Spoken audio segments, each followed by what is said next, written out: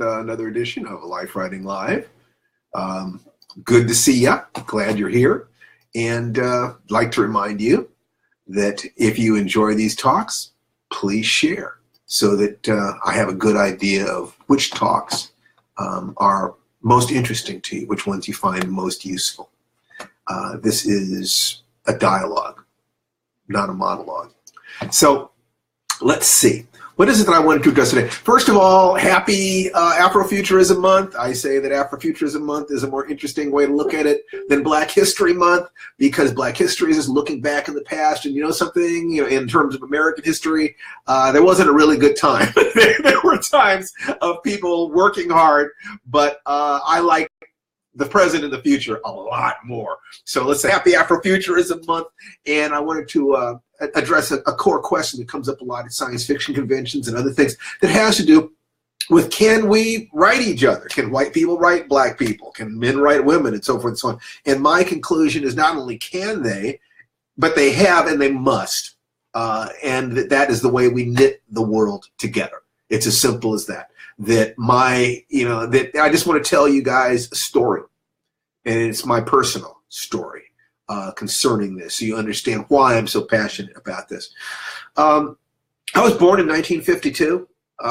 My parents were divorced by the time I was about, I don't know, 6 or 7. I'm not really sure. And I was raised in South Central Los Angeles by my mother and my sister, who loved me dearly, but my mother never remarried. She never really dated much either. I hope she dated some. I hope there was something going on there, but not very much. And so I was raised without a father in the home, without brothers or uncles or any male role models. And it hurt because I was a small, unathletic, pot-bellied, little four-eyed nerd. I mean, I loved poetry and puppies and flowers. And I was just a really gentle kid. And life was kicking the living hell out of me. And I had no frame of reference. I had no idea whether this was my problem alone or whether or not this was universal. I mean, it didn't even occur to me it was universal. It was just my experience. As far as I could see, everybody else was having a great time in life. Everybody else was popular, and I had friends and girlfriends and other stuff, and I felt just totally alone. And I think I was asking myself the question that young people always ask, which is, what is it going to take for me to grow up? Specifically in terms of becoming a man. What did that even mean? I look back on it now and I realize that what I felt being a man was going to be was to have the admiration of the men I admired and to be desired by the kinds of women I desired. If I could do those two things, I would have made it across the line into manhood. But I didn't have any role models. It's like, what do I do? I didn't have any knowledge. My mother couldn't help me. My sister couldn't help me. What do I do? So I decided that I didn't really decide. I just started doing it. It was looking back on it that I realized what I decided to do. I would just read everything I could of the tough, savvy, womanizing male figures in fiction. I'm talking Conan the Barbarian and Tarzan and James Bond and the Saint, and Mike Hammer and all these guys, just like, yeah, guys. I'm learning this guy stuff, and it was just great because I'm learning how to be a guy. I'll walk like a guy. I'll learn to raise, one eyebrow like Roger Moore did on The Saint, and, Steve Barnes. I would do anything I could to okay, if that's what a man is, let me be that, and there was only one problem. The problem was that all of them, and I mean all of them, were white. And that wouldn't have been so large a problem if it weren't for the fact that when they did mention black people, we were servile, second class, stupid, had no agency, just downright insulted. I mean, in one of the Conan stories, or one of the stories by Robert E. Howard, Conan would go into a town and be, or the character would go into a town and be repulsed by the stench of Negroes, Edgar Rice Burroughs in Tarzan and His Son, Jungle Tales of Tarzan, said straight out, white men have imagination, black men have little, animals have none. You know, the core theory of Tarzan, the core creative idea behind Tarzan was the bell curve writ large, that an English gentleman raised by apes is still more human than a black man. I mean, it's good God, but I couldn't reject it. You understand what I'm saying? That my need to figure out what it was to be a man, to be the type of human being that I was dependent, so it seemed, on trusting the perceptions of people who seemed to not think I was totally human. I couldn't walk away from it because I needed that, you know. And as I put it once, I sacrificed my melanin on the altar of my testosterone. I needed to be a man more than I needed to be black. I'm not proud of that. It's just the truth. And it took, you know, I didn't even see that there was an alternative. Then in 1966, in an issue of the Fantastic Four comic book, a character named Black Panther appeared. And I watched as the Fantastic Four, who I loved. I mean, I bought every issue of Fantastic Four. That Reed Richards, the smartest man in the Marvel universe, was dazzled by the technology of this African kingdom. And they went there, and Black Panther kicked all their butts. I mean, I was like, what is this? What is this? And it's like a door opened in my heart. You understand that it was a couple of white Jewish guys that did this, Jack Kirby and Stan Lee, that they'd come out of World War II and they'd seen the dangers of exclusion. And Jack Kirby went to Stan one day and he said, why aren't there any black superheroes? And they created this. Yeah, I don't even know if they knew any black people. But they created this from their hearts and their creativity. And this little 14-year-old kid named Steve read this, and his eyes opened, and he saw himself, and he saw the world differently. Fast forward to another year.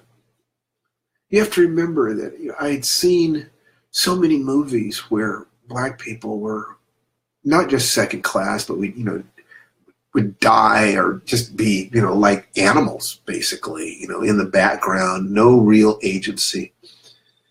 And then I saw a movie called In the Heat of the Night. And in that movie, that probably might have been the first time I'd ever seen Sidney Poitier. Sidney Poitier is interviewing a white millionaire in this southern town, and very politely admits that the man could be considered a person of interest in this murder case. And the white man slapped him. And to my shock, Sidney Poitier slapped him back. And Rod Steiger, the southern sheriff who was accompanying him to the millionaire's house, stood there with his mouth agape and did not know what to do. And Sidney Poitier got away with it. You have to remember, when I was 10 years old, my mother, who'd been raised in rural Georgia, who was as light-skinned as Angelina Jolie, but black enough that she could not cross that line, who'd been raised in a time of Klan lynchings, told me, Steve, if you let white people know how smart you are, they will kill you. So I was trapped. I knew that if I could not achieve, I would be ground into dust. And I knew that if I tried to achieve, according to my mother, the person I was supposed to trust most in all the world, I'd be killed. I was trapped. And then in 1967, I saw Sidney Poitier strike a white man back. It was the first black man I ever saw on the screen standing up and being a man.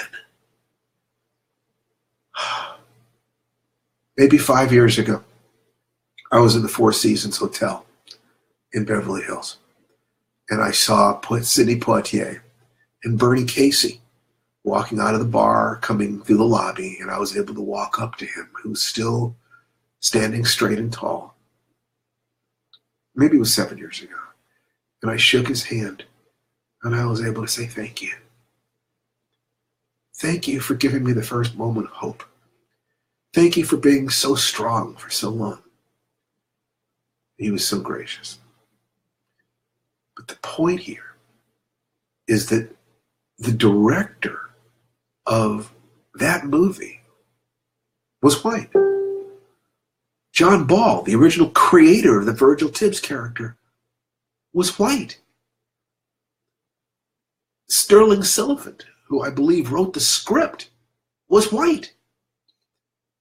And these men changed my life. These men reached into their own humanity and created heroes that touched me, that showed me that there was hope, that kept me going. Do you understand that? That's all it takes, is the ability to extend your own humanity. That's part of what the arts are. When I celebrate Black History Month, Black Future History Month, I celebrate the men who helped me become a man. And there are black men there, and there are Asians there, and there are so many wonderful white men there. My God, I don't know what I would have been without Stan Lee and Jack Kirby and Norman Jewison and Sterling Sullivan and John Ball. I don't know who I would have been.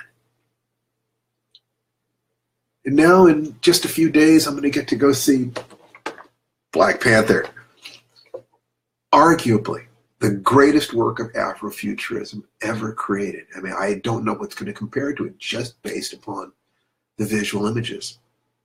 And whereas it definitely showcases Black excellence, definitely in terms of the writing and directing and the acting, it stems from a dream of common humanity. It stems from a wish to include, to open our hearts. That's what we really are when we're not afraid. That's what we are when we come from love. And if those men, born in the 30s, 20s, I don't know, could open their hearts to create those images for a little kid like me, what could people do today? What could people do today? I say that they could simply create an image of a world that works for everyone. That's the challenge now. That's the challenge, to stand on the shoulders of these giants, these people who took real risks. What you're about to see is going to be a financial juggernaut, unlike anything that has ever existed that had Black people attached to it. This is going to be different.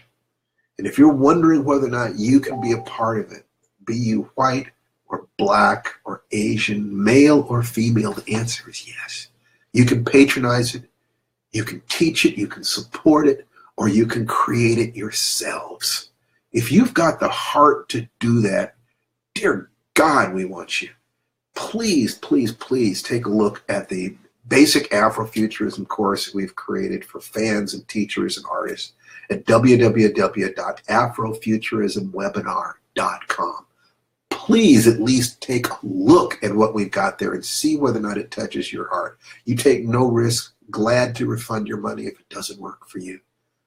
All I'm saying is that people change the world for me. Now, I'm trying to change the world for others. If race and gender are, I think, the nexus of what needs to, the Gordian knot that needs to be unraveled at this point in our history, I am going to spend the rest of my life unraveling it. And by God, I'd love for you to join me. You take care. www.afrofuturismwebinar.com. Bless each and every one of you, and thank you for listening. And know that it makes a difference.